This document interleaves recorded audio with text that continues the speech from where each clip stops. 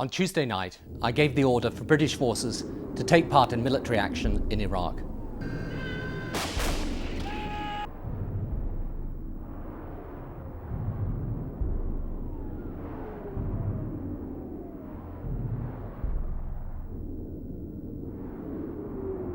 Now, former UK Prime Minister Sir Tony Blair is in discussions to run a temporary post-war administration in Gaza.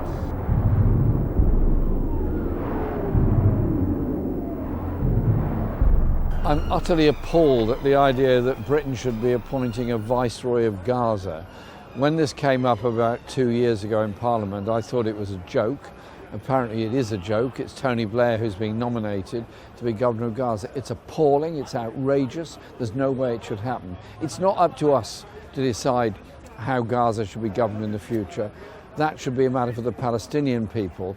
The crucial thing is to make all Israeli forces withdraw now from Gaza, from the West Bank and from the Jordan Valley, and stop all arms supplies to Israel, and perhaps equally importantly, stop the sharing of military information and with Israel, which allows them to decide on their bombing targets in Gaza.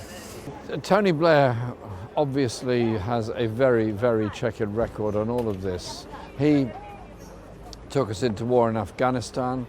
He took us into war in Iraq. He then insisted on being appointed the Middle East peace envoy.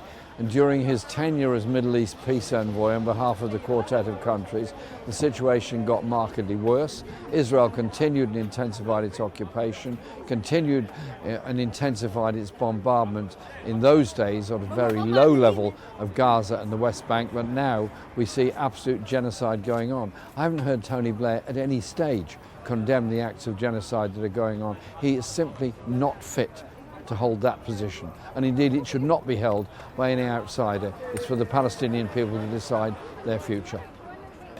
Over the years, Tony Blair has never supported the Palestinian state. He's never supported their determination for recognition or any other aspect of Palestinian life. He's shown himself to completely in hoc to Israel and its warmongering and the Greater Israel plan that's now being pursued by Benjamin Netanyahu and his government.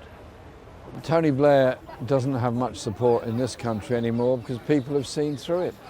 They've seen through his international strategy, they've seen through what his foundation does, and they've seen the enormous amounts of money he's made since ceasing to be Prime Minister from dealing with global corporations, particularly mining companies, on their merger strategies and issues like that.